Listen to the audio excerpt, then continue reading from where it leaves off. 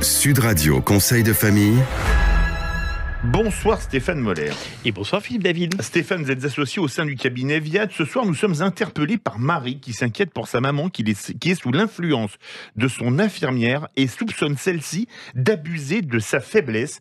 Quel conseil pourriez-vous lui donner ? Alors c'est effectivement un sujet délicat et il convient probablement de mettre la maman de Marie sous protection juridique. En quoi consistent ces mesures de protection juridique ? Alors on appelle mesures de protection une mise sous tutelle ou sous curatelle par exemple. Ce sont des aides juridiques apportant une protection pour une personne présentant des difficultés à gérer seule les actes de la vie courante, notamment pour gérer son budget ou ses tâches administratives. C'est le juge des tutelles qui détermine le niveau de vulnérabilité de la personne et de la mesure de protection qui serait la plus appropriée. Il nomme alors une personne de confiance pour accompagner la personne protégée. Cette personne sera son tuteur ou son curateur. Le tuteur ou le curateur pourra être un membre de votre famille, un mandataire judiciaire ou une personne de confiance. Il existe différentes mesures de protection qui permettent à la personne protégée de faire plus ou moins de choses seule, et notamment la tutelle et les curatelles simples ou renforcées. Alors la tutelle est la mesure qui offre la protection la plus étendue.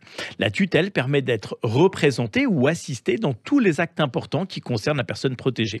Le tuteur devient alors le représentant légal, une personne désignée par le juge pour vous représenter et défend vos intérêts. Et la curatelle ? Alors la curatelle sert à protéger la personne protégée pour des actes importants, mais elle lui permettra toujours de faire seule certains actes de la vie courante.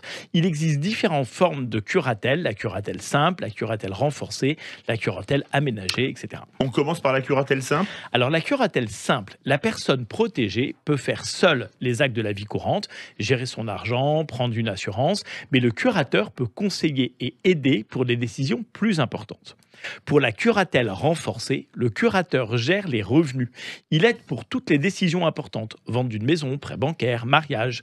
Et dans la curatelle aménagée, c'est le juge qui décide ce que vous pouvez faire seul ou ce que vous devez faire avec l'aide de votre curateur. Les mesures de protection sont généralement décidées par les juges. Au bout de cette durée, la mesure peut être prolongée, arrêtée ou modifiée.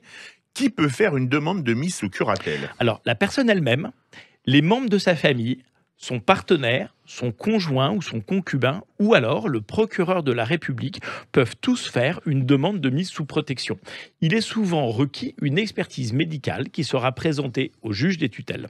Vous me disiez, Stéphane, que Via dispose d'une équipe dédiée à la gestion de patrimoine pour les personnes vulnérables.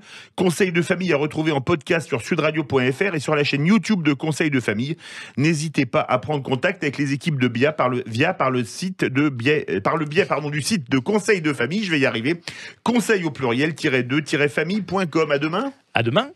C'était Sud Radio Conseil de famille.